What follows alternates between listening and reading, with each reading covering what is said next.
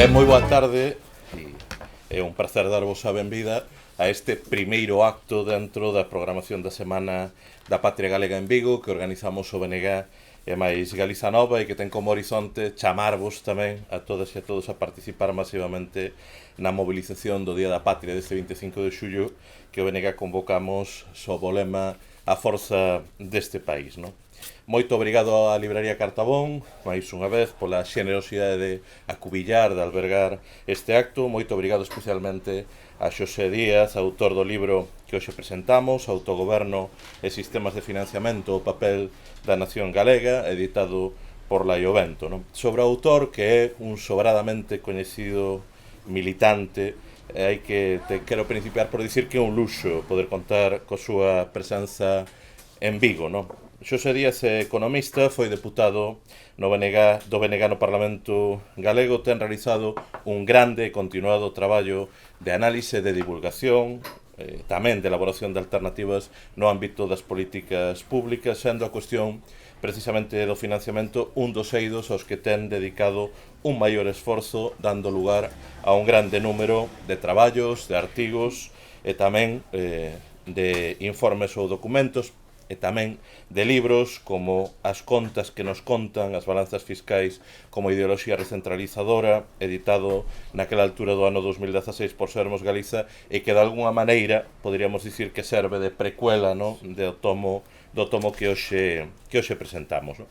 Sobre o libro que nos trae a este acto, sen ánimo de facer spoiler, nin pisar mangueiras, sí que quixera partillar algunhas breves consideracións, non? En primeiro lugar, que estamos diante dunha análise exhaustiva, rigorosa, que foxe de toda a neutralidade, non?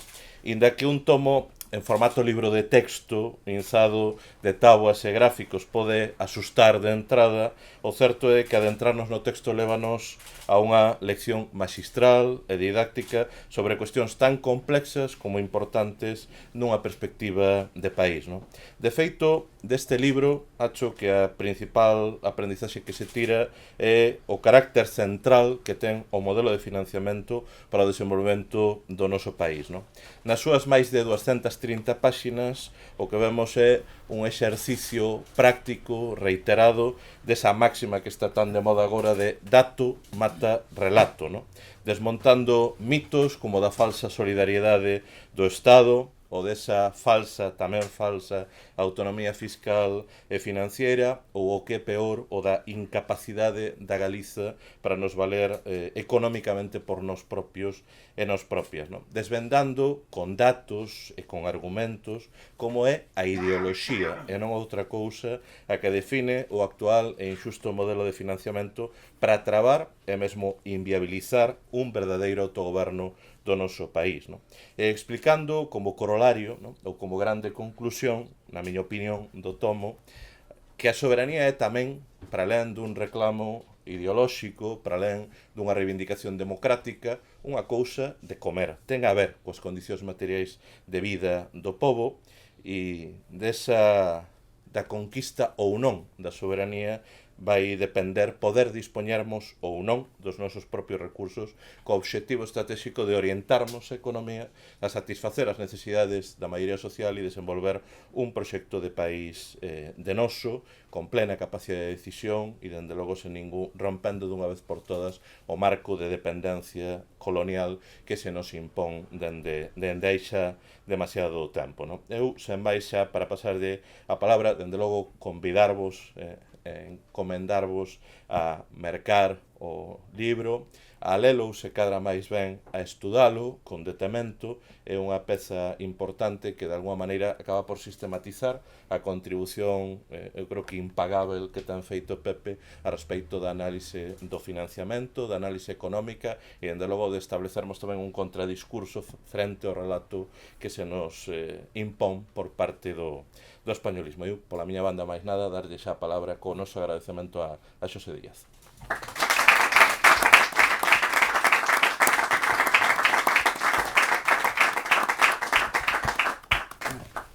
Bueno, moitas gracias, Xavier. Sabes o que liche ben o libro e entendiche moito mellor. E gracias por túas amables palabras a respeito do que me toca a min, que eso é innecesario entre ti máis eu, como sabes. A ver como poido ser didáctico como no libro. É máis fácil ser didáctico escribindo que ser didáctico falando, e demais, sobre todo, se non me poño de pé, que eu estou afeito as asambleas de 4.000 traballadores e tal, e non podes facer asambleas sentadas. Entón, o problema é o seguinte, vamos a ver.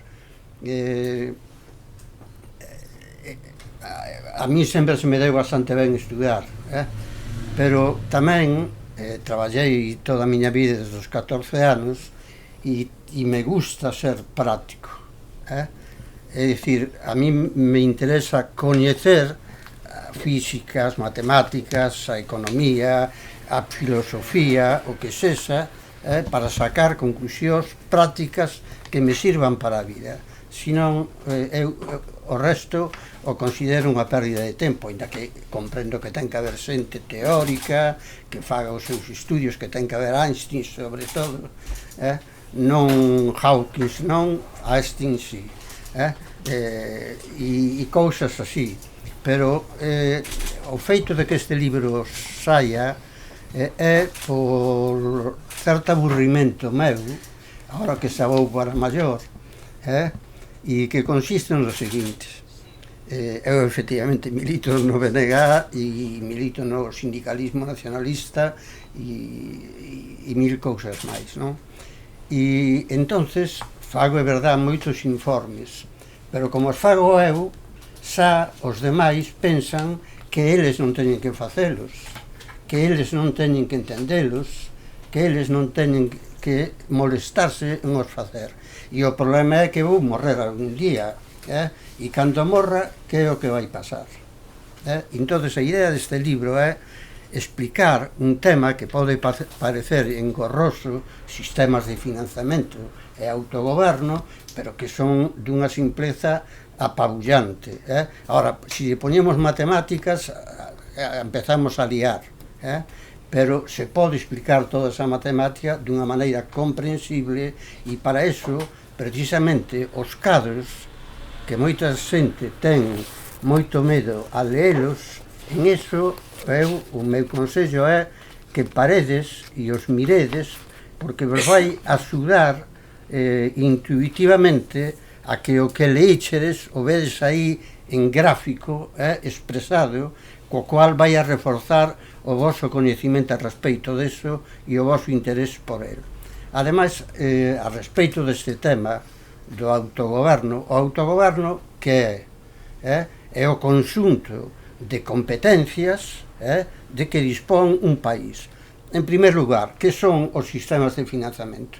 Os sistemas de financiamento, eso existe únicamente en aqueles países que teñan algún grado de descentralización.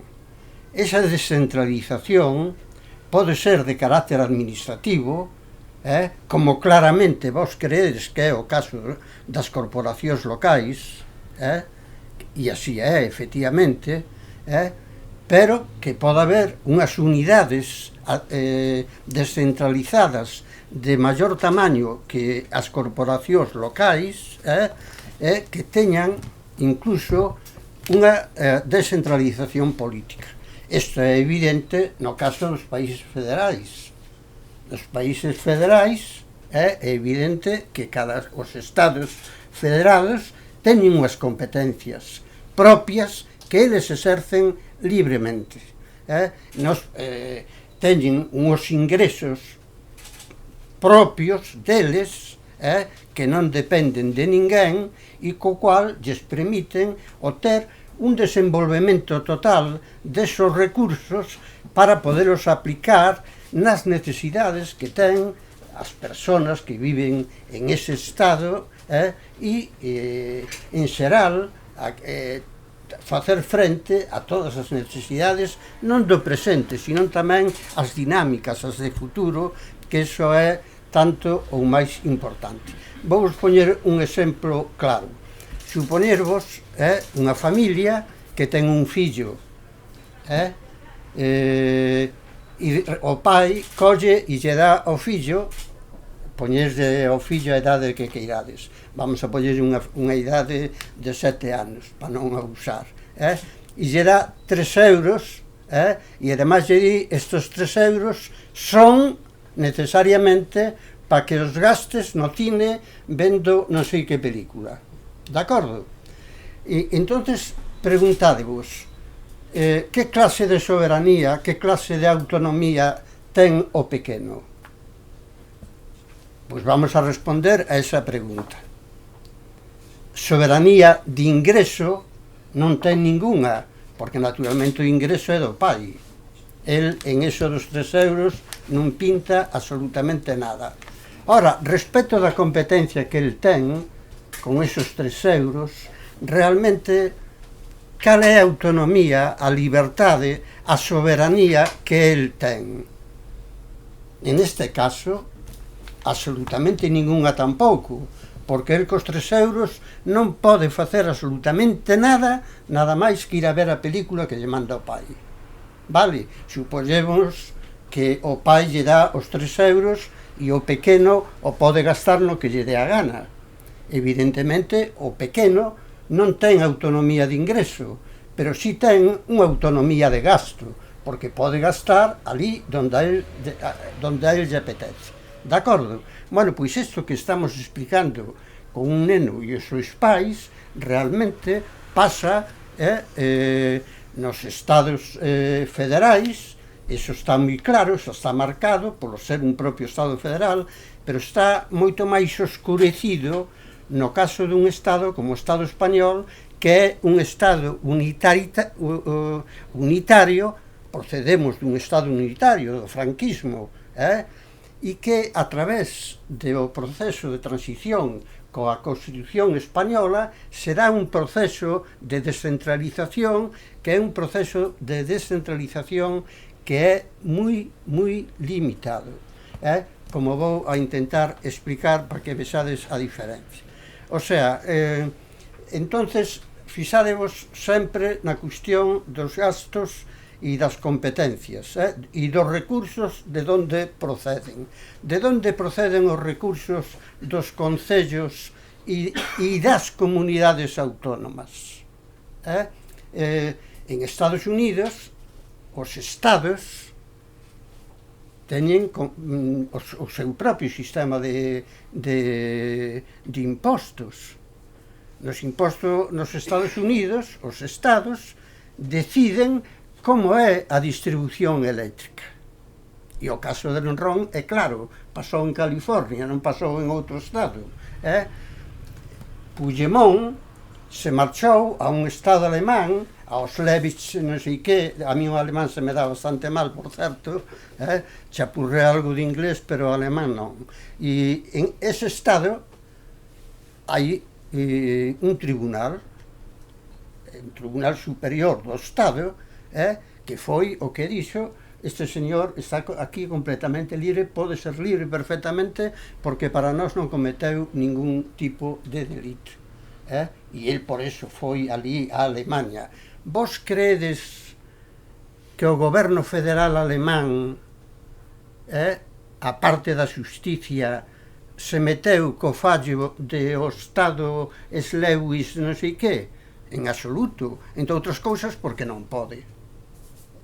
Logo, aí vedes como os estados federados teñen unhas competencias propias deles que ni siquiera o Estado que se conforma con todos os Estados federados pode modificar.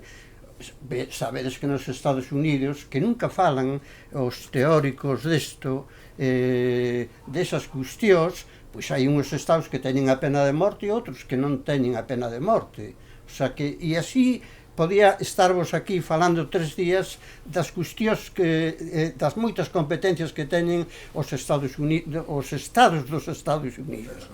De feito, o Estado Federal Americano manexa o 21, como moito 23% do orzamento global, Quere decir que a outra diferencia, canto é o 87%, o 77%, o manexan os estados e, en todo caso, os niveles subestatais, como pode ser, non sei, os condados, ou tamén hai concellos, etcétera, etcétera. Vale, entón, como vedes, claro, me diredes, claro, pero é que o 21% de Estados Unidos é unha cantidad moi grande. Entón, efectivamente, nos orzamentos do Estado Federal, pois o mellor aparecen 700.000 millóns de dólares para a defensa, vale, ou para comprar armas ou para calquer cousa, pero iso é porque eso é moi grande e nada máis.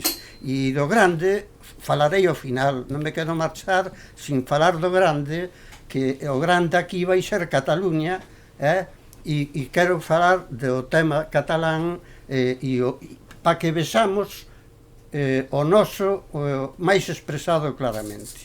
En consecuencia, sobre estes temas non atoparedes na Galiza nin no Estado estudos, veredes estudos de sistema de financiamento, pero todos cunha matriz españolista que mete medo. De acordo? E aquí en Galicia, vamos, aquí mismo en Vigo, pois tedes a Lago e a compañía que, vamos, son os reis do españolismo, porque o españolismo, o problema é que unha ideoloxía que se fundamenta en que a soberanía descansa únicamente no Estado, que no Estado existe unha nación única, o cual é unha auténtica barbaridade. Están confundindo incluso nación con Estado. As nacións son realidades históricas, os Estados son creacións humanas. Eu tiña xa bastante idade para votar cando foi a transición. Vale? E que foi a transición realmente? A transición foi un pacto das forzas españolas, a esquerda e a dereita, para que, primeiro, para concederlle unha autonomía, unha amnistía total ao franquismo, a pesar das barbaridades que o franquismo fixo. Eso se fixo no ano 1977. E é bon que o saibamos, porque agora hai un problema con esta autonomía famosa que o goberno español sacou de cara a resolver o problema catalán, a resolver unha auténtica barbaridade, e en cambio todos os que protestan por eso non se acordan do que fixeron no ano 1977 en esa transición exemplar.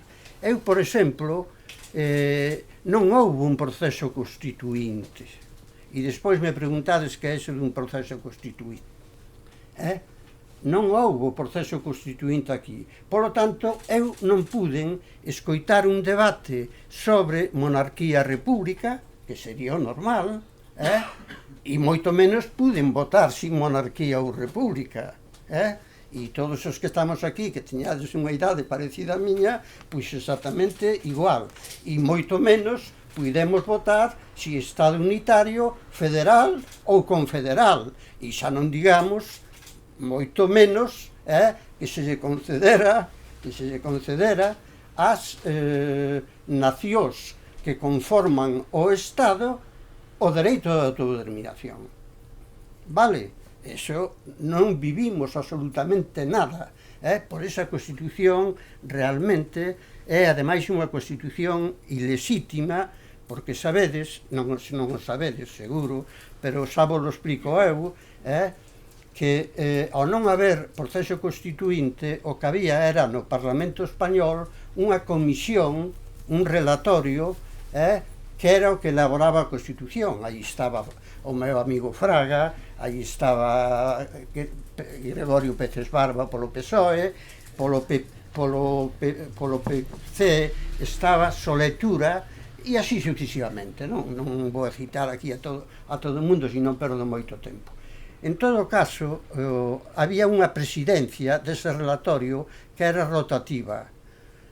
casualmente, cando o que presidía era Solé Tura, un teórico que morreu moi novo, lamentablemente, que era do PSUC, que representaba o PC, polo tanto, era presidente, apareceu un motorista que viña do Estado Maior do Exército con unha nota que se chama nota imposta, porque o tío chegou coa nota e dixo eso non se pode corrixir.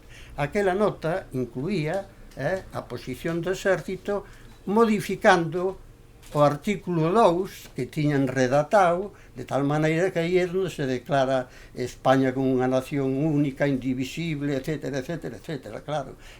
Ademais confundindo unha maneira bastante chapuceira, porque claro, o que é divisible desde logo non é único.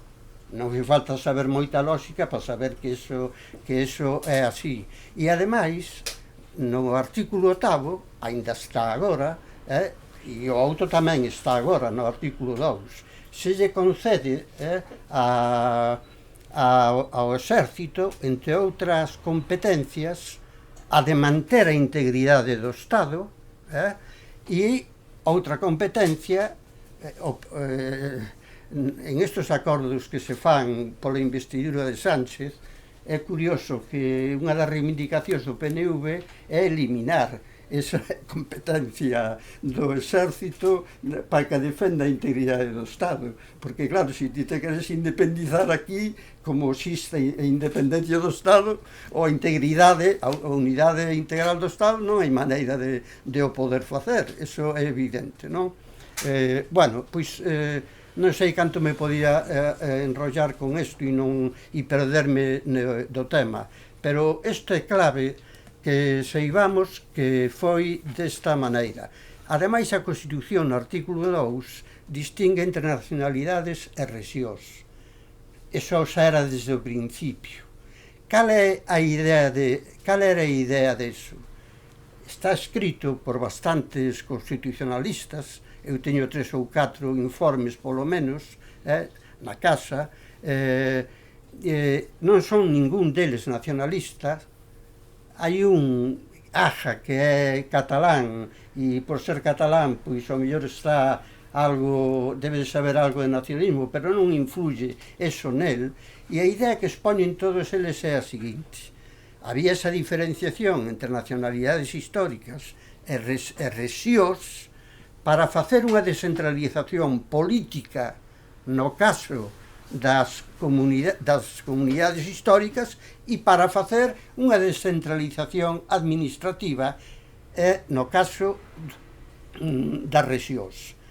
Cando falo de descentralización administrativa, falo de unha simple execución de determinadas tarefas. É dicir, se digo descentralización administrativa, que é o que realmente fan os concellos, o sinto por ti, e que é o que realmente fan as comunidades autónomas, o sinto por min, entendes que estuve no Parlamento, tamén é así. De feito, onte mismo se publicou nota de prensa do Estado español, se publicou, as comunidades autónomas recibirán unas entregas a cuenta récord de 147.412 millóns. Isto para o ano 2025.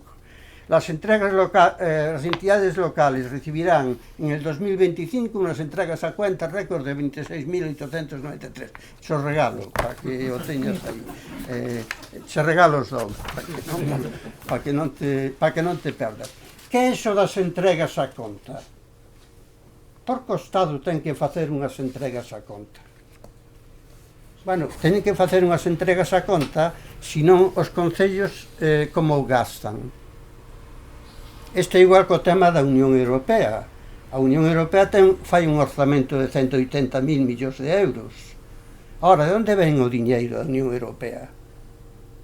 Non hai impostos europeos, non hai IRPF, nin IVA, nin nada que se parezca. Non hai cotizacións sociais dos traballadores que pertenecen á Unión Europea. De onde ven o diñeiro? Pois moi fácil, ven dos Estados. Por lo tanto, algunha tesis que eu vin en unha asamblea na que estuve estes días me parece unha barbaridade e un descoñecemento notable do que é a Unión Europea. A Unión Europea funciona e nos falan de fondos europeos, pero previamente, para facer un orzamento, que por certo é moi pequeno, é o 1% do PIB dos 27 estados, para que os fagades conta, 180.000 millóns de euros. Este é o orzamento da Unión Europea. Sabedes cal é o orzamento do Estado español? 550.000 millóns de euros. Así que comparade. E claro, esos son 27 estados e o outro é o Estado español únicamente. Que pode facer con 180.000 euros? De feito, os orzamentos europeos son un cachondeo, non se parecen nada ao que é o orzamento dun Estado, ni nada deso. Por eso falan del ejército europeo e non sei que, pero que exército europeo me fala vostede? Dirá o exército español e o exército alemán e o exército de non sei quen, pero europeo realmente non, e vostede, ademais en defensa, gasta 8.000 millóns de euros en cousas de investigación e nada máis, punto e se acabou, que non é absolutamente nada. En consecuencia, a ver, a onde quero chegar eu? Hai unha descentralización de carácter administrativo, é dicir, eu lle encargo a meu fillo unha serie de tarefas que el ten que facer, pero non ten soberanía ni potestad sobre elas, e para eso o que funciona son os anticipos a conta. E iso o que significa que estamos diante de unha descentralización administrativa. Se houbera unha descentralización política, daquela, o que había que facer e os recursos para facelo estarían en maus das unidades descentralizadas. Queda claro esa distinción de unha vez para toda a vida? Si queda claro, si non a repito e a poño de outra maneira máis bonita. E porque no Estado español hai dos tipos de sistemas de financiamento. O sistema de financiamento de concerto e convenio, que é o mesmo, un é do País Vasco e outro é na Farroa, vale? Que están recoñecidos na disposición adicional primeira da Constitución española e incluso na disposición transitoria cuarta. É raro. Eu son un nacionalista moi raro, porque coñezo mellor a Constitución española que todos os españolistas xuntos. Pois a disposición transitoria cuarta permite que na Farroa poida facer un referéndum, mira ti por onde, na Farroa pode facer un referéndum cando lle pete, para que? Para unificarse co País Vasco. Eso di a Constitución española, eu a teño aí no bolso, si queredes vos la enseño e vos la leo, si é que non me creedes.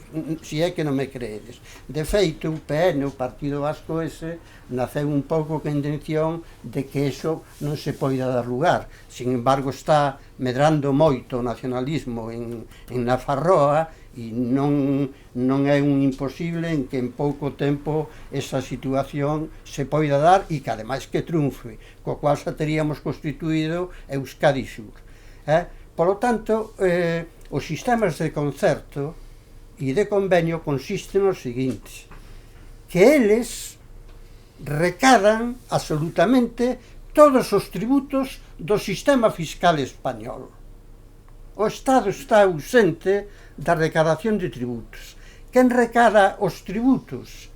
E isto, claro, isto ven de lonxe do sistema foral, ven da Idade Media, en eso ten razón Lago, que ven da Idade Media, pero eso non ten nada que ver, e se modificou logo ao longo do tempo, porque se fora un sistema foral puro, o sistema foral o concedía o rei, de tal maneira que eles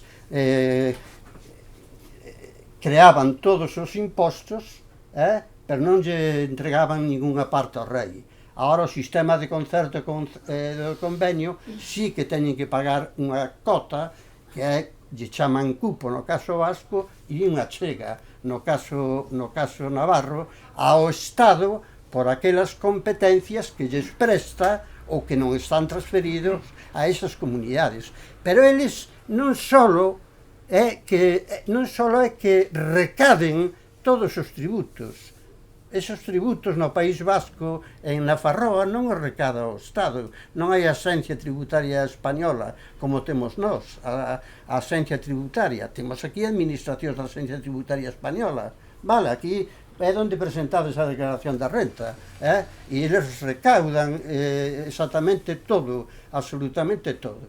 Vale, aí non recadan eles, recadan as diputacións forais, recadan o que se chaman territorios históricos, vale, punto e se acabou. E logo, eses sistemas, desde o ano 2002, hai unha lei que está no libro, a tedes aí, que xa declarou para sempre, indefinido, o sistema de concerto e de convenio.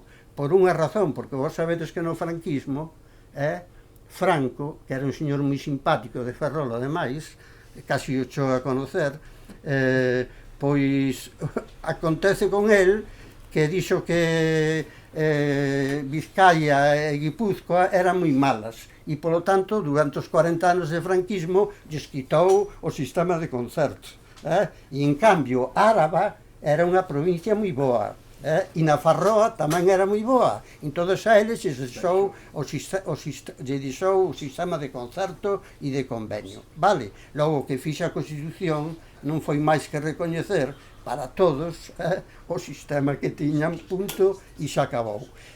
E hai unha comisión mixta onde discuten. E como é esa comisión mixta onde discute? Pois ten o mismo número de membros da comunidade. Fixadevos que o que se chama a Lendakariza, o goberno vasco, non recada nada. Quen financia a Lendakariza son as diputacións, non é o goberno vasco, vale? Ter iso moi presente. Fixadevos que no País Vasco hai 75 diputados igual que en Galiza. Aquí cada provincia ten os seus diputados. Ali cada provincia, cada diputación, cada tal, ten os mesmos diputados. 25, 25, 25. O cual dá unha imaxe dunha cousa confederal, non? Unha fasquía confederal clarísima, vale? E, ademais, non se pode impoñer, ninguén se pode impoñer a ninguén, porque teñen o mesmo número de membros. E entonces, se non chegan a un acordo sobre, porque van por quinquenios, sobre o que ten que pasar, a cota que hai que pagar, por exemplo, no quinquenio X, se non chega a un acordo, pois teñen que seguir negociando todo o tempo que sexa necesario hasta que chegan a un acordo. E fai pouco tempo leín que lle concedían a cuestión do tráfico a Nafarroa. Eso obedeceu a unha diferencia que tiñan co sistema de convenio, que non eran capaces de chegar a un acordo. Entonces se teñen que empezar a facer concesións de un lado e de outro para que ao final se chegue a un acordo. É dicir, o Estado non lle pode impoñer a ningunha destas comunidades o que el realmente quere, e viceversa. Tamén é verdad que a outra parte non lle impón ao Estado absolutamente nada. Pero quere dicir, fixadevos, que grado de liberdade, de soberanía teñen esas comunidades. En cambio, nós non temos ese problema. E máis, por exemplo, por que hai entregas a conta? Que é iso de unha entrega a conta? No País Vasco, en Nafarroa, están recadando eles os impostos totalmente. Cando chega Xaneiro, siguen recadando os impostos e eles sempre teñen os medios que están recadando continuamente. Ora, en Galiza, se non houbera as entregas a contas, de onde lles viña o diñeiro? Non hai diñeiro. Entón, o que fai o Estado, cando fai os orzamentos, é unhas previsións, primeiro, de canto vai crecer o PIB, canto vai crecer o emprego, unha serie de variables, además hai, iso xa está metido en un modelo económico que os ordenadores agora pois poden con todo, e entonces calculan, como saben canto recadaron impositivamente o ano pasado, pois calculan canto vai ser a recadación, fan unha previsión. Esa previsión son as entregas a conta, e entonces dividen as entregas a conta entre 12 meses que ten o ano e lle van dando as entregas a conta aos concellos e as comunidades autónomas, entre elas Galicia, para que cando chegue xaneiro, se non hai orzamentos, non sei se vos non ledes tanta prensa como eu, por exemplo, Rueda se queixaba que como no ano 2024 iba a haber orzamentos, pero logo finalmente o PSOE decideu que non os houbera porque non tiña maioría suficiente para aprobalos.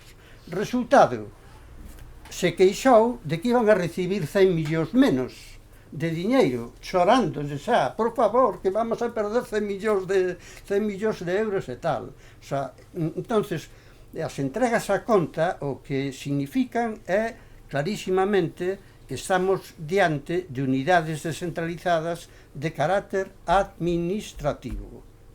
Quedan as palabras xustas expresadas. Bueno, pois se iso está claro, vamos a ver, eu non vou entrar aquí en problemas que serían moi importantes, sobre todo recordar a Albert Memmi e o retrato do colonizado, porque iso nos ven moi ben a nós.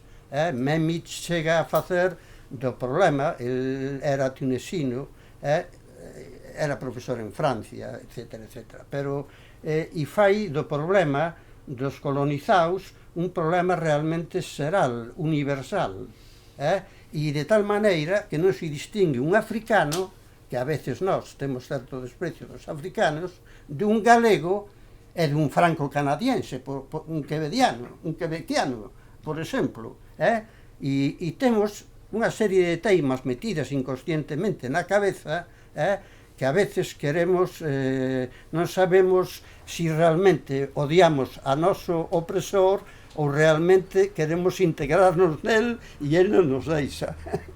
E cousas deste tipo que creo que son importantes para min, no noso caso, pero aí non quero entrar. E logo eu utilizo unha metodoloxía que é científica, o sinto moito. A mí me gustan moito as matemáticas e a física e iso, así que, e por os traballos que tuven que facer, tuven que aprendela, que remedio me quedaba. Así que o libro non ten os capítulos que ten e o orden dos capítulos é tal como é porque obedecen a unha lógica, a lógica científica, que expresa que as cousas deben empezarse polo xeral para logo, progresivamente, ir concretando todo este aspecto que se define, en principio, con carácter xeral. Por eso, cada vez veredes que as cousas se van concretando moito máis. Incluso hai un capítulo, o cuarto, onde se fai como unha especie de reparto en 10 preguntas que é o que son os sistemas de financiamento. Pretende facer que un consolide todo o que leu no capítulo primeiro, que é o máis grande e que é o máis xeral, que ademais se refire tanto ao nacimento de... Aquí os sistemas de financiamento como tais naceron no ano 1987, pero a preautonomía foi no ano 1979. Entre 1979 e 1987, que sai un sistema de financiamento non tan completo como o de agora, máis simple, pois que había? Había transferencias que facía o Estado ao que se chamaba coste efectivo.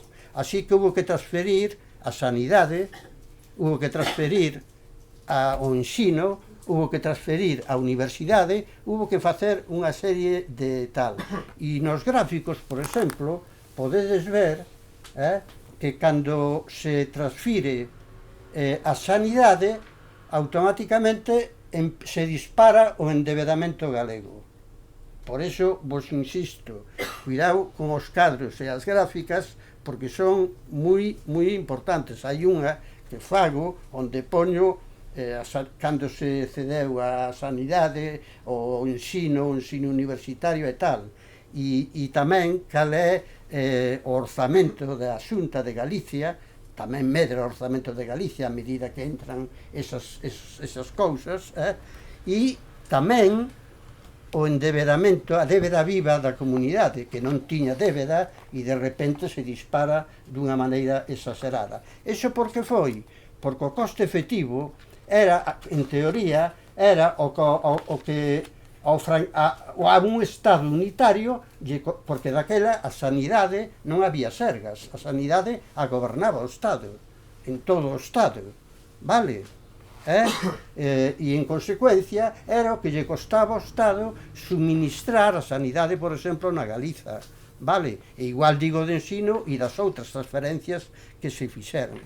Fixadevos que eran moi poucas comunidades, realmente debían ser as nacionalidades históricas. Logo, eso non foi así exactamente. Entraron Canarias e entrou Andalucía, e se queredes despois vos explico por qué, e ademais porque entrou Andalucía cando fixo un referéndum que saleu negativo, vamos. Saleu negativo non en todas as provincias, en Almería, por certo, onde máis forte é Vox, que casualidade, non querían absolutamente ninguna competencia de sanidade nin de nada, e aí fallou, e había que ganar en todas as provincias. Isto o fixo Suárez, o referéndum o fixo nos tempos de Suárez, pero eso non nos importa. Pero, para que tiñades unha idea, éramos moi pouquiños os que íbamos correndo en ter realmente tal, e éramos vascos, cataláns, galegos, e despois, xa digo, entrou Canarias. Canarias incluso ten un réximen fiscal dentro do sistema de réximen común, que é como lle chaman ao noso, vale, eso que digo eu que é unha descentralización administrativa, lle chaman réximen fiscal o réximen común, vale, a que afecta a 15 comunidades, vale. Bueno, pois Canarias, que é unha das 15, ten un réximen especial porque dentro da tipoloxía da Unión Europea chaman, é unha rexión ultraperiférica, e como está illada e hai que levar ali as cousas a través do transporte marítimo, a través dos avións, etc., pois teñen un sistema, o de réximen, pertenecen ao réximen xeral, que ten unha serie de peculiaridades que logo, se queredes, vos explico que eu o sei de memoria. Vale, entonces, aquí hai bastante política. Nós sempre falamos de Estado das Autonomías. E falamos de Estado das Autonomías porque lle oímos os españolistas decir Estado das Autonomías. Pero a Constitución non encontraredes unha sola palabra que diga Estado das Autonomías. Entón se quere decir que aquí xa sabedes que España é o Estado máis descentralizado do mundo. Fíxate como é a cousa. Temos unha descentralización administrativa e máis.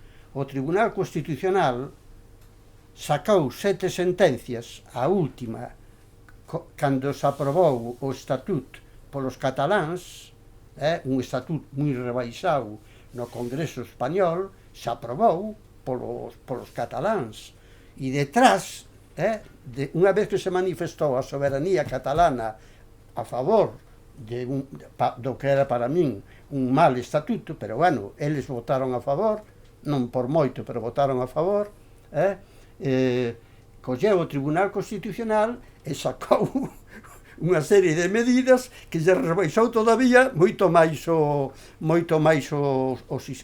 sistema de financiamento. E utilizou o criterio seguinte: autonomía non é soberanía, co cual eu non son xurista, eu estudiei en económicas, dereito mercantil e dereito patrimonial, pero vamos, é que a lógica é que é devastadora, non? Que é iso de que a autonomía non é soberanía? Cando eu digo que ti eres autónomo, que tes autonomía é que ti tes unha facultade para facer cousas, as que sexan, vale? Senón non eres autónomo e tal. Logo, autonomía sí que é soberanía, será moita ou pouca, pero é soberanía. Entón, as dúas palabras é que serán dobofetadas, e se vedes un dicionario, pois naturalmente veredes o que di que é soberanía e o que é autonomía, e veredes que non cadra con nada. O que pasa que en dereito se fan moitas burradas, como vos vou explicar agora, e non pasa absolutamente nada, non pasa absolutamente nada. En consecuencia, a ver, hai un principio nos sistemas de financiamento que é o seguinte, e isto é unha idea que si tedes que ter clara. A relación que hai entre sistema de financiamento e capacidade de autogoberno depende de aquel sistema de financiamento que elixamos. Por qué? Porque, como antes vos definín, a capacidade de autogoberno non é máis que unha serie de competencias, máis ou menos, que teñen un coste, e ese coste o financian os sistemas de financiamento. Logo, se eu elixo o financiamento do sistema A, as competencias van ser unhas determinadas. Se elixo un sistema de financiamento B, van ser outras determinadas. É dicir, se eu elixo o sistema de financiamento de réxime xeral, que é esta descentralización administrativa, terei o sistema, as competencias que ten a Xunta de Galicia, que prácticamente son, chamarlle autogoberno que fai a Xunta de Galicia, hai que ter bastante humor, hai que estar de humor, pero vamos, de humor grande. Claro, pero se eu digo que o sistema de financiamento que Galiza debe ser un sistema de tipo concerto, non lle chamaría os nosos predecesores, os irmandiños, xa sabedes, en Lugo, no ano 1918, falaban do sistema de concerto. Pero eles non tiñan o problema que temos nós. Nós temos un problema, que ora o sistema de concerto e de convenio está recoñecido na Constitución Española, e se nós realmente reivindicamos directamente un sistema de concerto, obrigaríamos a unha modificación na Constitución Española, e iso é realmente imposible. Entonces, é por iso que os cataláns falan, como sabedes, de un financiamento singular. Mas, antes do financiamento singular, mas falou dun pacto fiscal. Eu teño o pacto fiscal, e o pacto fiscal é o sistema de concerto. Vale, pero chamándose pacto fiscal para non meterte no lío da Constitución agora. Os nosos podían falar tranquilamente do concerto, e o Partido Galeguista podía falar de que negociaremos co goberno central como é as tarifas exteriores e tal, punto e se acabou. E iso podían facelo eles, pero agora que está recoñecido na Constitución, non debemos de facer esas tonterías. Por certo, aquí únicamente utilizan un par de cadros que eu vou utilizar, e con eso acabarei a miña intervención. Pero antes de acabar con a miña intervención, vamos a falar un pouco de Galicia, que nos ten máis conta. Entonces, varias cousas, vamos a ver. En primer lugar, cal é o custo das competencias? No libro veredes que se fala de custe real. Eu quero diferenciar o custe real do que eles fan logo, que fan unha manipulación que é de primeiro nivel. Eu en Astano estuve en planificación, en orzamentos e en control de custos, e facía uns informes que, por certo, iban todos para Madrid, e demais os facía moi ben. Entonces, as empresas calculan os costes utilizando unha rama da contabilidade que lle chaman contabilidade analítica ou de costes e xestión de costes. De acordo? Así é como se calculan os costes. non hai outra maneira. E iso é o custe real. Se eu quero calcular canto me custa a sanidade ou canto me costa un servicio determinado nun concello, teño que aplicar esa contabilidade para facelo ben. Despois, eso pode ser máis ou menos complexo, como todas as cousas. Se colle a sanidade, pois podo facer, por exemplo, 3 bloques. Coller a primaria, a hospitalaria e o gasto farmacéutico. Sabedes canto gastamos en farmacia, en Galiza? No, pois é mellor que non o saibades. 1.200 millóns de euros. 1.200 millóns de euros. Para que vexades a onde chega. Polo tanto, eu podía coller e establecer os criterios de coste e a xestión deses costes para que se poida facer aforrando diñeiro. É dicir, ter o mismo servicio, pero con menos coste. De acordo? E para iso está a contabilidade de costes, que te enseña as técnicas para que ti poidas facer iso.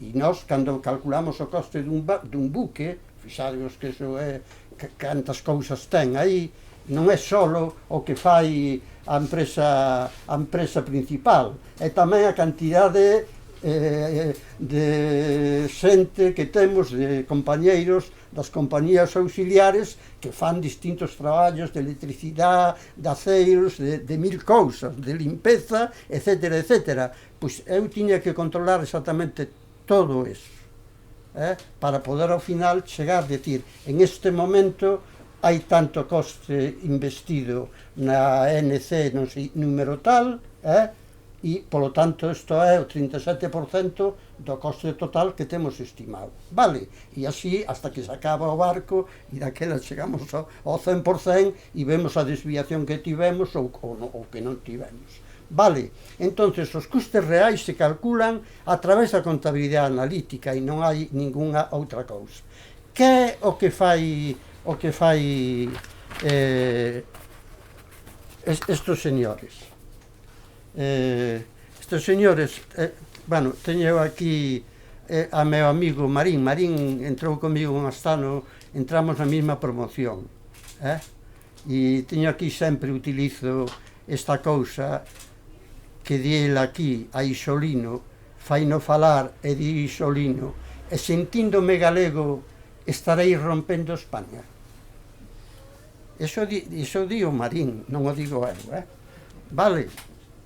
Bueno, pois un pouco deso, creo que temos que sacar Marín, a procurar de ler, non comprar a Voz de Galiza, por favor, pero ler a Marín, facer como poidades, pero ler a Marín, porque no 80% das veces nos enseña moitas, máis didáctico que todos os políticos, que somos a veces uns auténticos rollos.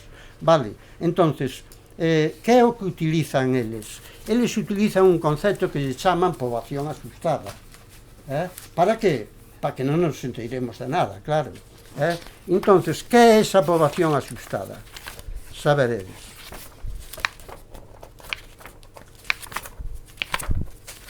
Ahora, basta que a busque para que non ande con ela, claro. Entonces, ves, se tuviéramos aquí un proxector, o veríades en grande, porque eu teño un pen onde teño todo o libro, e teño o cadro este. Entonces, vedes aquí, poboación asustada. Bueno, iso que é? Iso é utilizar unha serie de variables e logo decir que estas variables representan o custo dos servicios. De acordo? Que variables son esas? A variable poboación, que pesa o 30%, pondera o 30%. Por que a variable poboación pondera o 30%? Non veredes en ningún sitio ningunha explicación de por que eso é así e non é de outra maneira. É o 30% e o temos que creer e adorar así tal. E despois pasa o que pasa, claro. A superficie pesa o 1,8%. É dicir, supoñedevos que estamos falando dun coste 100. Dun coste 100, a población representa 30. A superficie representa 1,8. A dispersión representa 0,6. É dicir, os costos que ten Galicia, que ten máis da metade dos núcleos de población de todo o Estado, por lo tanto temos a población moi dispersa e naturalmente temos que levar os servicios a esa población dispersa, que isto é unha cuestión de carácter milenario que non vamos a cambiar agora, vale? E, en consecuencia, claro, lle imputan unha ponderación arbitrariamente do 0,6%.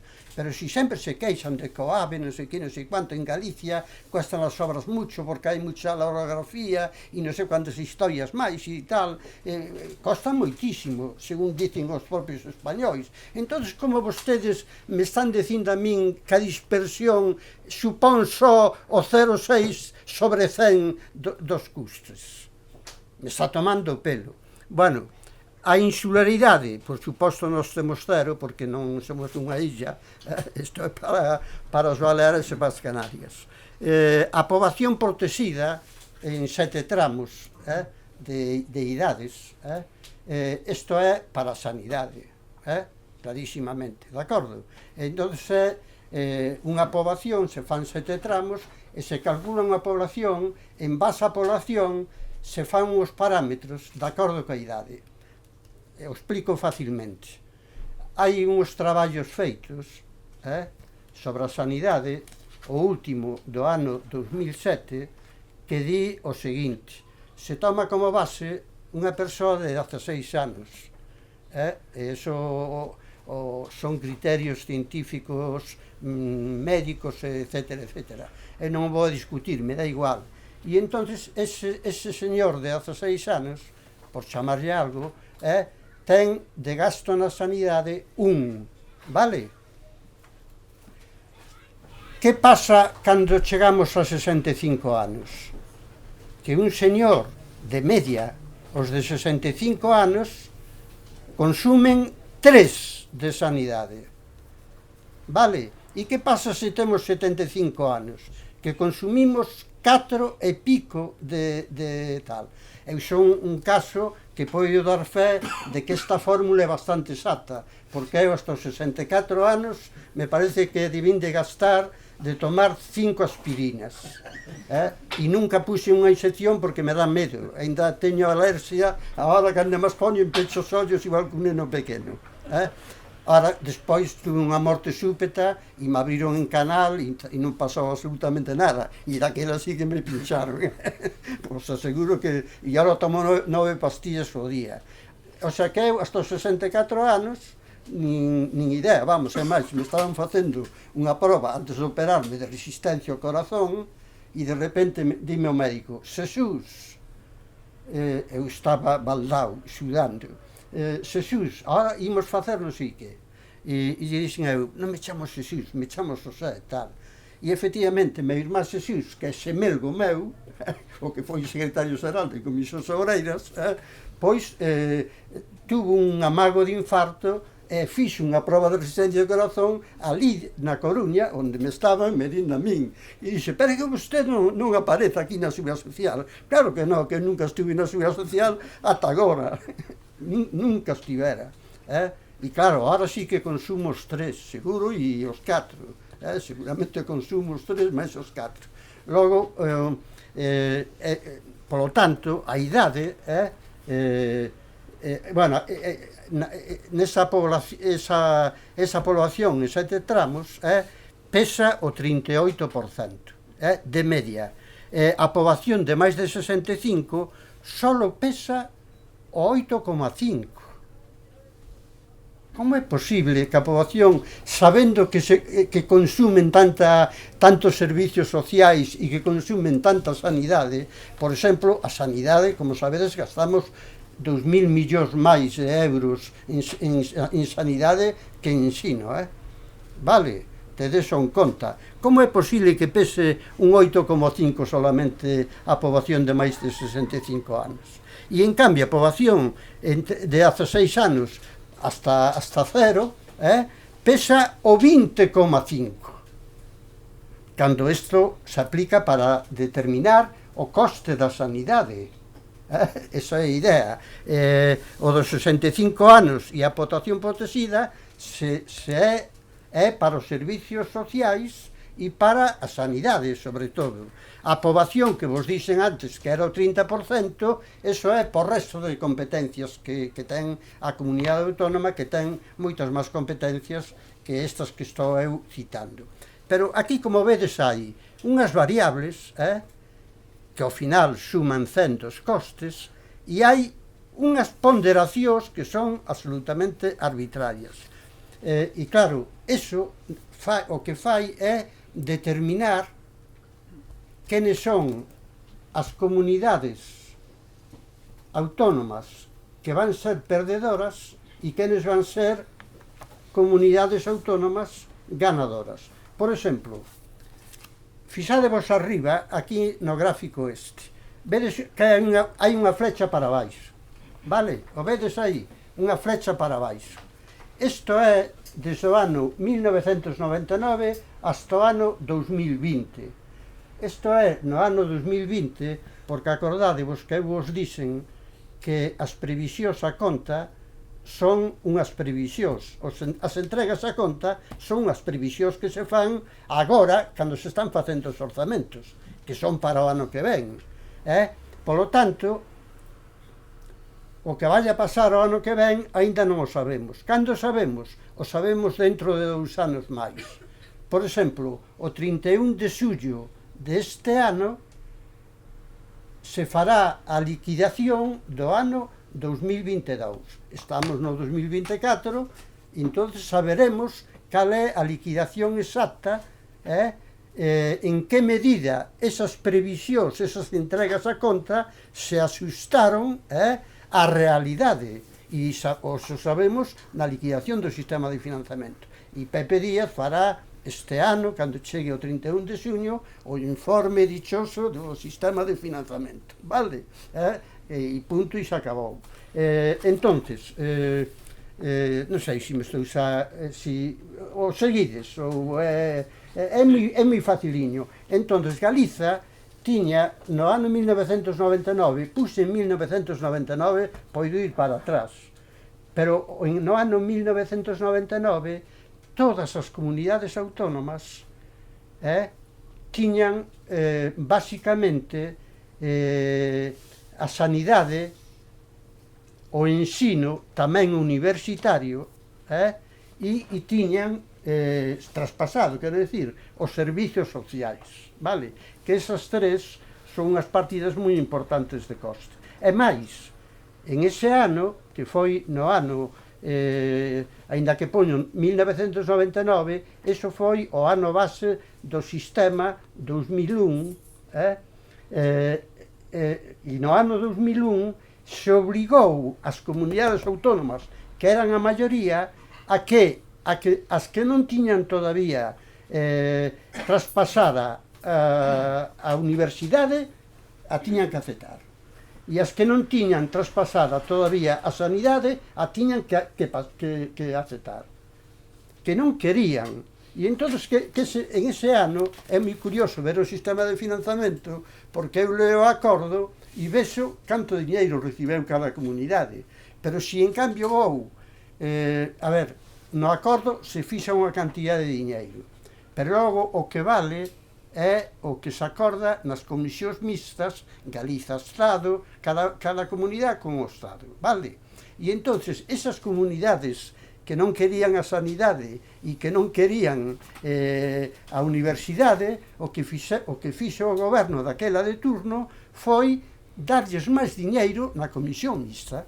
E entonces non cadraba co diñeiro que había no acordo, en absoluto. Era un diñeiro bastante máis importante. E iso foi para incentivalos. E entonces no ano 99, o sistema de ano base 1999, xa as comunidades non é que tiñan todas as idénticas competencias. Cataluña ten moitas máis competencias que nós, teñen as proximidades e teñen as cárceres e teñen unha serie de cousas que nós non temos, pero de todas maneiras as fundamentais económicamente, cuantitativamente, esas as temos absolutamente todas. Bueno, pois en ese momento Galicia pesaba o 7,59% en esta poboación asustada, no cálculo vale? E así foi baixando ata agora, hasta o ano 2020, porque eu cando escribín isto foi antes do 31 de xullo do ano 2022, e no ano 2022,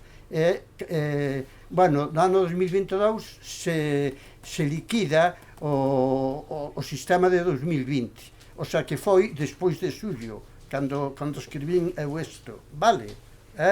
Para saber o valor de 2020. Ahora teño xa feito o 2021. No 2023 se liquidou o 2021. No 2024 se liquidou o 2022 e así sucesivamente siga a festa, non? En todo caso, como vedes, houve un punto de caída, pero é que un punto é moito diñeiro, en términos monetarios, eso é unha cantidade inmensa. Pero é que é curioso que Galiza baixa continuamente. Claro, os costes parece a min, e non é por deformación profesional, por exemplo, unha comunidade que teña pouca dispersión e donde a súa poboación este pouco envellecida, é normal que aí os costes poidan baixar, porque poden facer uso de eso que se chama economías de escala. A nosa dispersión impide que fagamos uso das economías de escala. É moi fácil en Madrid pintar uns distritos e poñer uns hospitais magníficos e tal, e iso pode facer uso das economías de escala. É igual, digo, de outras zonas da meseta. E non o digo con maldad, o digo simplemente por lógica. Logo, o lógico é que os nosos fora subiran e o deles baixaran. Pero os que inventan estas formulitas xa fan a formulita con esas ponderacións para que pase o que pasa. E o que pasa é que Galicia é unha perdedora perpetua con este sistema de financiamento do chamado réximen común. En consecuencia, primeiro, non hai cálculo dos costes reais. Hai esta mentira do que chaman población asustada. En segundo lugar, a lei, que é moi grave, a lei do sistema de financiamento, a lei 2020/2009, a digo de memoria, pero me poido equivocar, pero non creo. Do ano 2009 si seguro e é a 2020. Que di? Di que hai que ceder uns tributos, vale? Esas entregas a conta se fan cedendo uns tributos, vale? Básicamente son os tributos cedidos tradicionais, que é iso? Pois é as sucesións e a doación, as transmisións patrimoniais e actos jurídicos documentados, os impostos sobre xogo. Eso é unha cantidad moi pequena, son ahora no ano 2020 550 millóns, vale? É unha cantidade absolutamente moi pequena respecto, e logo tamén nos transfiren o rendimento, e ahora matizo, o rendimento, porque estes impostos tradicionais, que son pequeniños, os recada a Administración Tributaria Galega, a Triga, vale? E logo ten unhas competencias normativas limitadas, pero ten unhas competencias normativas. Logo ten unha certa liberdade para xogar aí, vale? Eso está claro. Non é demasiado, pero, bueno, polo menos hai algunha competencia, para dicirvos toda a verdade. E logo nos ceden o rendimento do IRPF, do IVA e dos impostos especiais. O 50% do IRPF, o 50% do IVA e o 50% dos impostos especiais. Pero todos esos impostos non os recada a Triga, a Axencia Tributaria Galega, o recada a Axencia Tributaria Española. E máis, as competencias, por exemplo, no IVA e nos impostos especiais, as competencias son nulas. E no IRPF hai unhas pequenas competencias que, ollo, siguen sendo titularidade do Estado. Eso está claro na lei, para que quede claro. Vos podedes mover os tipos en isto que vos digo, máis menos 10%, pero eso é miña titularidade. É que vos los permito eu, que son un bon pai, e vos deixo que movades como que irades. Eso, punto, e se acabou. En consecuencia, a idea que quero extraer daí é a seguinte, que estes tributos cedidos que eu vos dixen, que son no ano 2020 5.576 millóns, 5.576 millóns, nada máis, e nada menos. Pois, a ver, lle chaman, din que é a capacidade fiscal de Galiza. Claro, vos acabades de facer a declaración da renta, me parece, non? Alguén pagou o 50% aquí? A ver se hai alguén que pagou. Pagamos o 100%, non? Digo, cada un pagou o 100% do seu. O sea, unha cousa é que nos cedan o rendimento do imposto que recada a Axencia Tributaria recada todo o IRPF aquí en Galiza, e logo nos dá o 50% lle dá o 50% a Xunta de Galiza cando ten recadado, etc. Entendedes a operativa? O sea, que eso é así de fácil. Bueno, pois iso din que é a capacidade fiscal de Galicia. Eso di unha lei. Claro, cal é a capacidade fiscal de Galicia? A capacidade fiscal de Galicia son todos os impostos do sistema fiscal español que soportamos. Vale? Nós non soportamos o IRPF ao 50%, o soportamos ao 100%. Nós non só soportamos eso, senón que os impostos que están fora do sistema de financiamento, por exemplo, o imposto de sociedades, o impostos de rentas de non residentes, as primas de seguros, o tráfico exterior, as taxas e precios públicos e outro tipo de ingresos, os impostos medioambientais e outros tipos de ingresos, esos non entran entre dos impostos cedidos, e tamén os pagamos, o sea que nós pagamos todos os impostos do sistema fiscal español, e ademais os pagamos ao 100%, non che cobran ningún imposto que non seña o que corresponde, 100% e punto, se acabou. Non hai rebaixas, aquí non hai rebaixas que valgan, non é cando aparece menos 50% na roupa ou non sei que, como vin en Ferroleo ali nun comercio. Entonces, aquí non, aquí hai que pagar o 100%. Polo tanto, claro, a capacidade fiscal, os impostos que soportamos en Galicia en este ano 2020, que eu calculo, agora, se queres, vos explico como, e é máis moi sinxelo, pois son de 11.966 millóns de euros como mínimo en este ano 2020.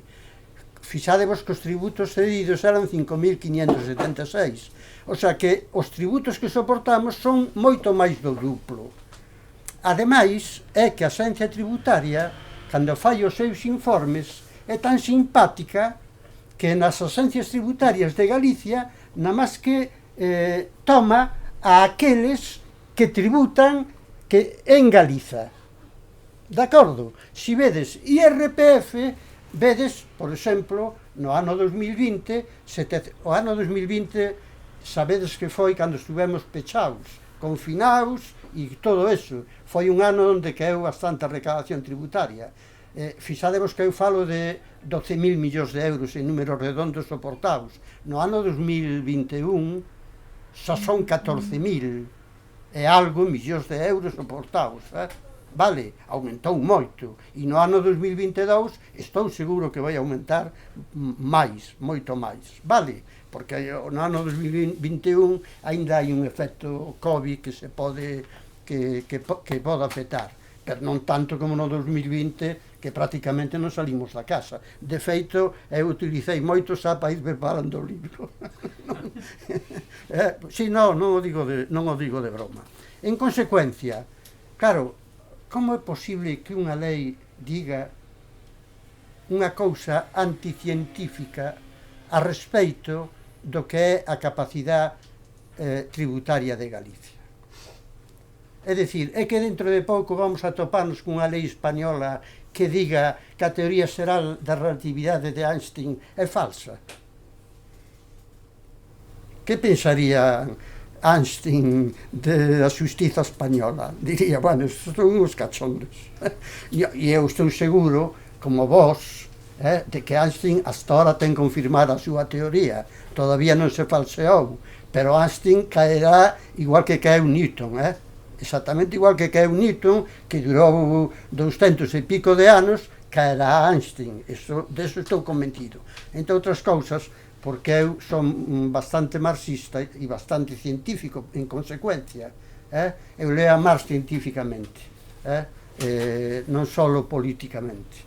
En consecuencia, non podemos alcanzar a verdade absoluta no tempo finito. Por eso, naturalmente, a mecánica de Newton é válida. Nos calculamos horas e estruturas e calculamos a velocidade nos coches ca mecánica de Newton e non pasa absolutamente nada. O problema é se nos poñemos a unha cousa que ande ao 20% da velocidade da luz.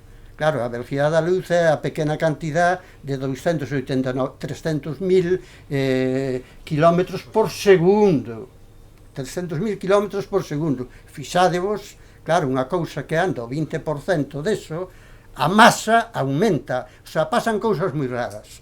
Newton consideraba, a min estas cousas me gustan moito, o espacio e o tempo absoluto, mentras que Einstein consideraba que o espacio e o tempo eran relativos, e el crea un sistema de 4 dimensións, alto, ancho, largo e longo, e tempo, co cual, para a nosa mentalidade, se nos fai un pouco difícil de entender, pero é fácil de entender, non hai ningún problema. E o tema é que non se pode decir que a capacidade fiscal de Galicia nunha lei son os tributos cedidos. Os tributos cedidos é unha parte dos tributos do sistema fiscal español e, ademais, hai unha parte máis importante, IRPF, IVA e impostos especiais, que son, o rendimento está cedido, 50, 50, 58. Ainda encima non nos dan o 100%. De tal maneira que eles, cando fan de salida o sistema de financiamento, cando fagan o novo, por que poñen estes tributos cedidos tan pequeniños? Para que Galiza apareza recadando 5.576 millóns. Cal é o custo das competencias de Galicia neste ano? Pois 7.800 millóns de euros. Vale, de acordo?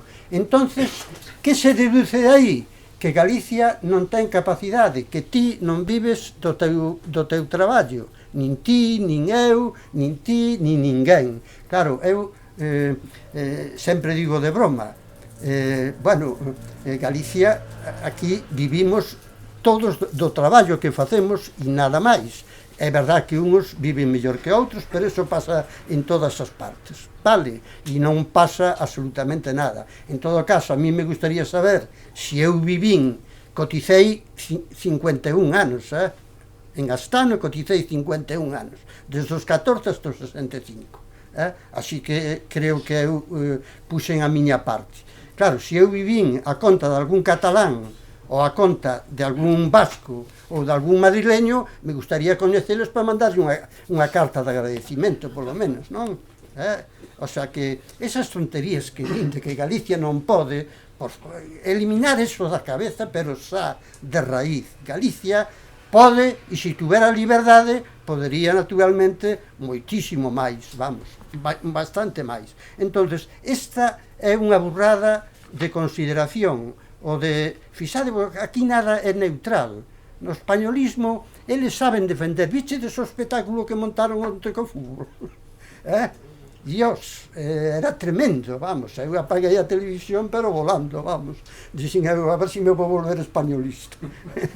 Solo faltaba eso, non? E logo hai esta outra cousa que vos dicen, que vos vou enseñar e xa para ir rematando, que xa sei que teño que rematar. Vamos a ver, pero para que o vexades cos ollos, porque é máis fácil. Fixadevos, vos dixen, aí cae un algo, que a recadación de Galiza no ano 2020 era de 12.000 millóns. Aquí o tedes, os impostos que soportamos, 11.965, vale? 12.000 millóns, en números redondos, que así se entende mellor. Vale, en este cadro tan pequeniño que hai aquí. Vale, se pon aquí mínimo de 11.965,612, para que vexades que eu son preciso, que vou ás milésimas, non de euro, non hai problema ningún.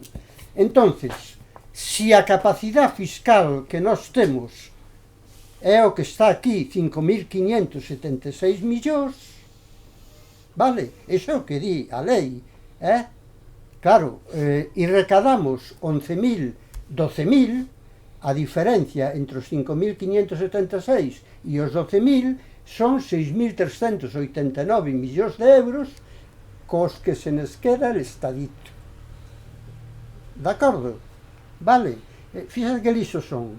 É dicir, eu recado, eu soporto, eles queren facer que os impostos, como eles son os que fan os impostos, que se recadan todos en Madrid. Entonces se recadan no ceo madrileño, se recadan todos os impostos, os dos vascos, cataláns, os de tal, todos se recadan en Madrid. É o que queren facernos ver, pero é mentira, os recadan aquí e en todas as partes, vale? Entonces, claro, se nós facemos esta conta, que é moi sinxela de facer, vemos que a nós se nos quedan con 6.389 no ano 2020, porque no ano 2021, como veredes despois, é un pouquiño máis, bastante máis. Vale, se nos quedan con 6.000 e pico de millóns. Entonces, que é o que fan? Se nós temos unha capacidade fiscal de 5.576, pero as competencias son de 7.700 millóns de euros, vale? Que hai que facer? Hai que facer unhas transferencias. Por canto? Por 2.115 millóns. Vale? Entonces, os 5.576 máis os 2.115 xa me dá os 7.700. Entonces, esas transferencias é o que o Estado di que é a solidaridade, a nivelación, a equidade, queredes máis alcumes, cousas así, bonitas. Entón, a pregunta é, pero se usted nos está levando 6.389 millóns nos impostos, por que utiliza usted a fórmula de que as competencias teñen que ser impostos máis transferencias? Vamos a facer que sexan solo impostos. Que tería que pasar en Galiza?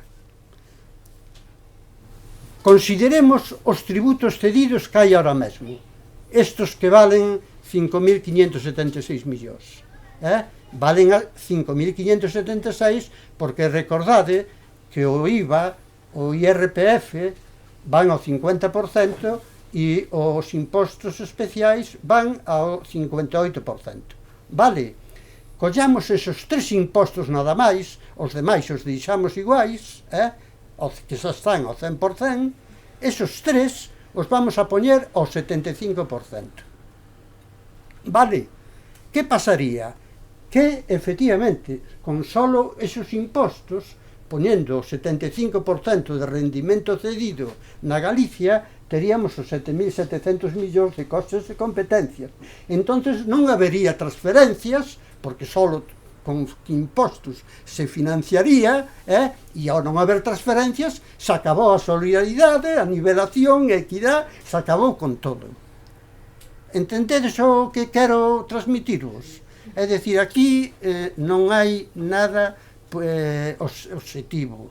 É todo, ten todo carácter ideolóxico españolista. E claro, eles defenden os seus intereses, e fan ben.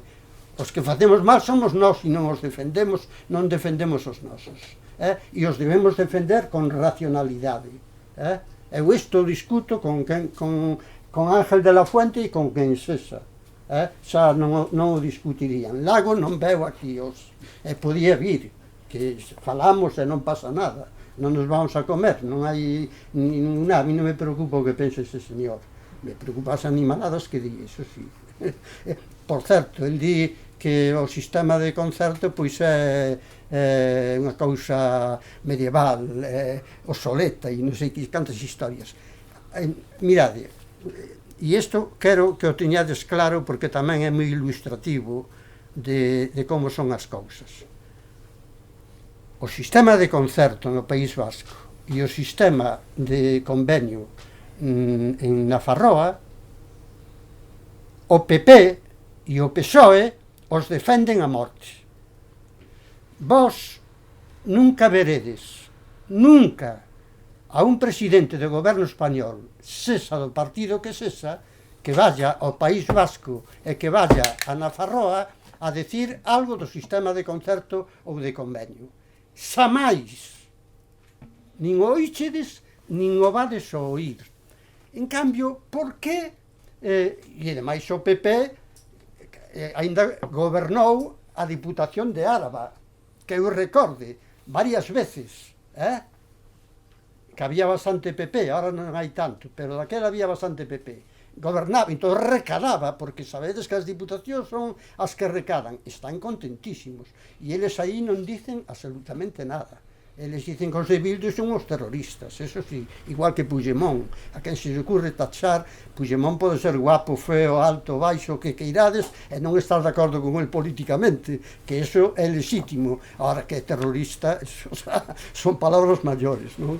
En consecuencia, é dicir, fixádevos como por que os do PP aquí son tan reacios e os do PSOE a entender, incluso Lago, un chaval tan inteligente como é incapaz de entender que o sistema de concerto aplicado en Galicia, a galega, sería un ben para este país.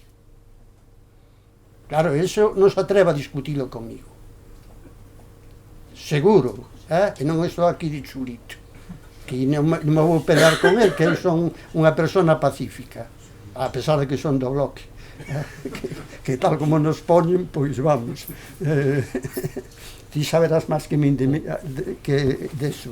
En consecuencia, aquí non hai trampas, de tal maneira que, para que vos dedes conta das barbaridades que hai aquí, fixádevos, as competencias nosas son de 7.700 millóns no ano 2020, vale? De acordo, en números redondos. En cambio, recadamos 12.000 millóns. Si facedes a resta, son 4.000 e pico de millóns.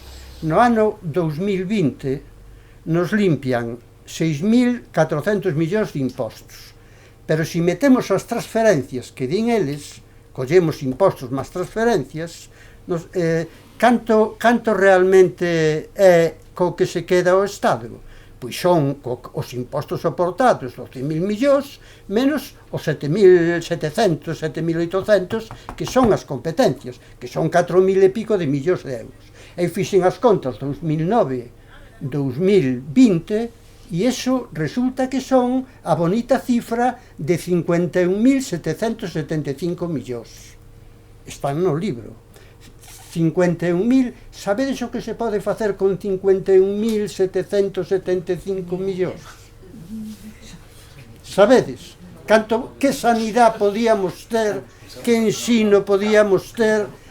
Sabedes o que é realmente eso? Bueno, pois iso é o que perde Galiza con este sistema de financiamento que é demencial, siquera que se pode dicir unha palabra positiva respecto dele. E eu, as cousas son así de claras.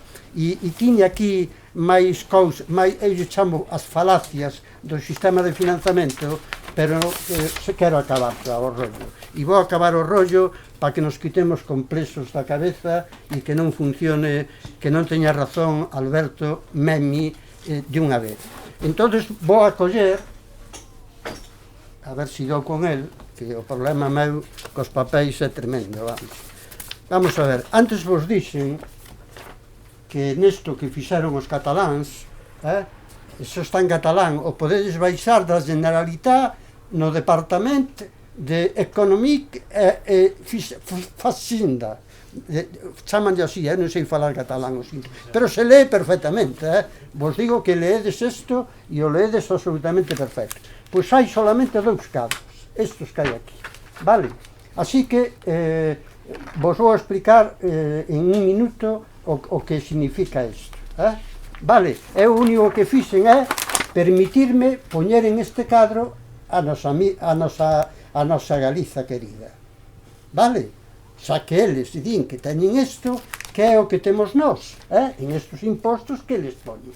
Eles efectivamente xogan co sistema de financiamento, o sea, co sistema de concerto, meten todos os tributos, incluso se meten os tributos propios da comunidade, eles que son 742 millóns en Cataluña e en Galicia, os impostos propios da comunidade galega, que sería a súa capacidade de poder absoluto, son 88 millóns, vale? Únicamente. Ao final, que é o que resulta aquí?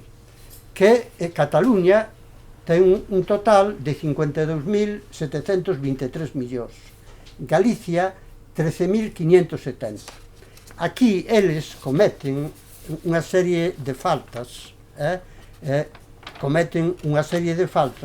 por eso isto é do ano 2021, porque eles dadevos conta que o sacaron agora, o sacaron nas eleccións, e entón se utilizaron que estaba liquidado o 2021 para coller o ano 2021, así que eu as cifras que estou utilizando agora de Galicia son de 2021, non son as anteriores de 2020, tedes en conta, pero a idea é a seguinte, eles din, mira, lle din ao Estado Central, mira, nós recadamos 52.723 millóns no ano 2021.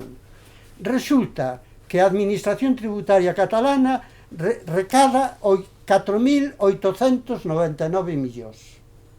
4.899 millóns de 52.000, de acordo?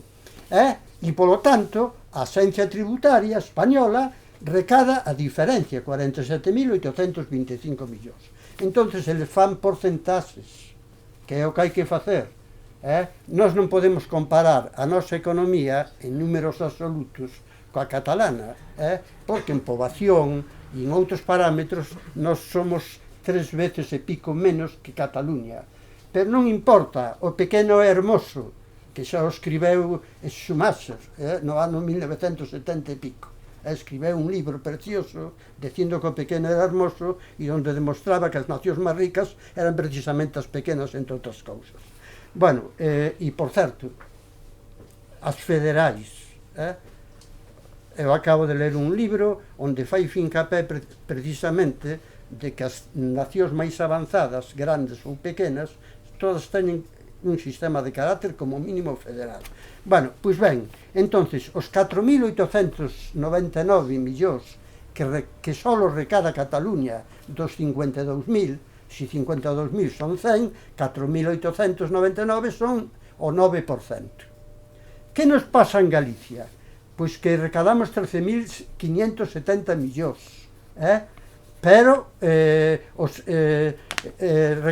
recadamos na triga 661 millóns, Canto é eso? O 5%. Así que se os cataláns se queixan porque nada máis que recadan o 9%, máis razón temos nós que só recadamos o 5%. Vale? Entonces esta folla vou a quitar esa conclusión de momento. Ahora vamos á folla máis importante, que hoxe ven un dato na Voz de Galicia que ven mal, que di di exactamente que si se lle dá o concerto a Cataluña, que son 20.000 millóns, que por suposto son cataláns, pero que teñen que vir pos demais. A ver, porque se son deles, é lógico que se queden eles con eles, non? Pero bueno, pero é igual. Entonces, ven este cadro, que está, como é máis grande, incluso eles, isto que vedes aquí, son unhos impostos que existen e que eles non meten, non entendo moi ben por qué. Debe ser coas prisas ou porque había eleccións, o que sexa, tampouco ten moita importancia, é cuantitativa, vale? Por lo tanto, as cifras que eu estou leendo realmente na realidade son un pouco máis grandes. Pero é igual, tanto en Galicia como no outro lado. Pero non vamos a discutir desto que está aí. Entonces, aquí eles que teñen sistema actual, o sistema actual lles dá, a través do IRPF, do IVA e dos impostos especiais, co 50, co 58%, recordades, os tributos cedidos que recadan en Cataluña, tamén a Administración Tributaria Española, vale, igual que en Galiza. Bueno, pois aí, contando todos os impostos, tamén esos, son 25.616 millóns de euros. No noso caso, son 6.110. Como vedes, hai unha relación próxima a 4 entre Cataluña e nós. Vale, e que é o que pasa? Cal é a proposta que eles fan? A proposta que eles fan é que todos os tributos os recaden eles. Non só os que xa recada a Administración Tributaria, senón todos aqueles que recada a Administración Estatal Española, en Cataluña. De acordo? E entonces, canto lles sale a eles? 51.981 millóns. Esos serían os impostos que eles soportarían e que, polo tanto, eles recadarían. 52.000 millóns, para dicir unha cifra que é máis visible. De acordo? Vale? Ben, se facemos o que, tendo en conta de antes, o que recada a Triga e o que se queda o Estado, resulta que en Cataluña o Estado se queda con 26.365 millóns. Vale, 26.000, non 20.000. Eu prefiro 26.365 a 20.000, que é o que di a Voz de Galicia, non sei onde demos o saco. Se ve que as matemáticas non se dan moi ben. De todas maneiras, se estamos falando de 52.000 millóns, os 26.365 que lle chouriza, que lle rouba, como que irades, a Cataluña, significan o 50,7%. 26.365 sobre 52.000, pois dá, me podedes creer que está feito non está feito a má, está feito aí formulado. 50,7, o 51%, menos do 51%. Que pasa con nós? Nós recadamos os 13.482. Fixádevos que agora, aquí, non se están utilizando os tributos propios. Porque os tributos propios non forman parte do sistema de financiamento. Vale? Por lo tanto, aquí non estamos utilizando os tributos propios, que ademais é unha porquería. 700 millóns no caso catalán e 88 no caso noso. O sea, que non é nada. Entonces, con nós se nos quedan con 7.371 millóns de euros. A nós nos chorizan 7.371, como vedes, é maior que os que vimos antes, de 6.000, non sei cantos, 6.900, en aquel gráfico que vos enseñei. Vale? Bueno, e canto é iso? Pois é Dios mío, o 59,7%. Se nos quedan co 59 o sea, casi co 60%, porque recordade que eran 13.482 millóns a recadación total, vale? Entonces, os 7.000 é prácticamente o 59%. Así que nós temos máis razón para protestar, porque, claro, o que perde Cataluña son o 56%, o que perdemos nós é o 60% prácticamente, vale? Logo Galiza ten razóns poderosísimas, e claro, se nós tuveramos 13.500 millóns de euros ao ano, máis outros ingresos que ten a comunidade autónoma, de multas, de sancións, de venta de inmobiliario, os xuros que ten das contas bancarias, etc., bueno, pois teríamos unhos orzamentos que serían moi superiores, 4 ou 5 mil millóns superiores aos de agora, co cual poderíamos atender a nosa economía moito mellor. Incluso podíamos decirlle á banca, faga a favor, vostede, de atender os problemas de Galicia de verdade, porque hai un último problema. Mira, hai no libro vades saber que hai unha especie de capítulo que fala de cantas formas de succión existen no Estado, as sangrías de Galicia cara ao Estado. Fixadevos que eu vos dixen que había casi 52.000 millóns no sistema de financiamento de diferencia. Logo, no sistema de financiamento entre 2009 e 2020, entendede ben, en eses 12 anos, foron 52.000 millóns que nos sorizou solo polo sistema de financiamento, o Estado. Pero hai moitas vías máis, e unha delas é precisamente os nosos aforros. Entón, aquí temos un sistema financiero que non é galego. Bueno, hai algo galego, as caixas rurais, pero que é moi pouquiña cousa, realmente. Todo é alleo, a banca, o Santander, o Bilbao, non sei que, todo é alleo. Por lo tanto, eses bancos non lles preocupa para nada a situación de Galicia, o seu desenvolvemento, ni nada. Todos teñen unha política crediticia que non vai orientada a desenvolver o país.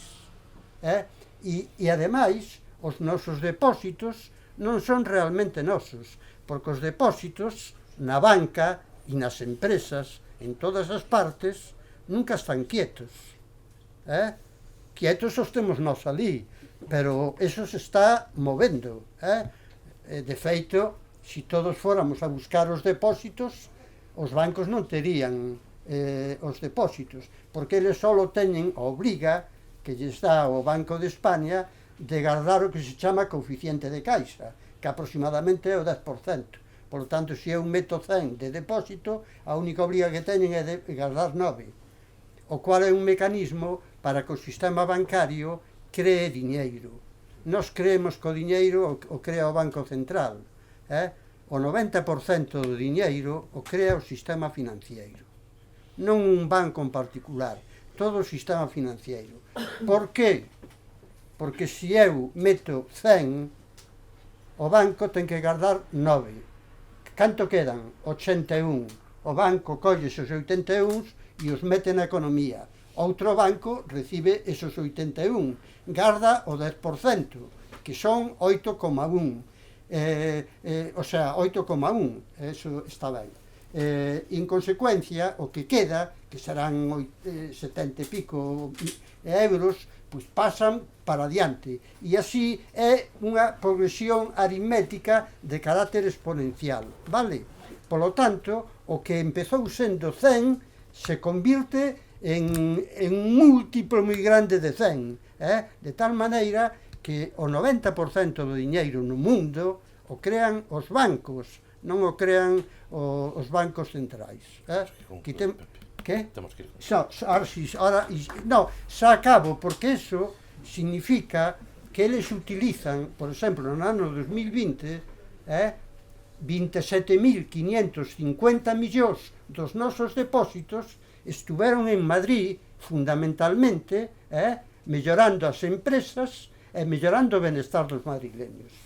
Vale, isto non o digo eu, o digo o Banco de España, que é de onde quito estas cifras eu, que non teño outra maneira de sabelas. E, bueno, xa sei que vos bloqueei a cabeza, pero é que son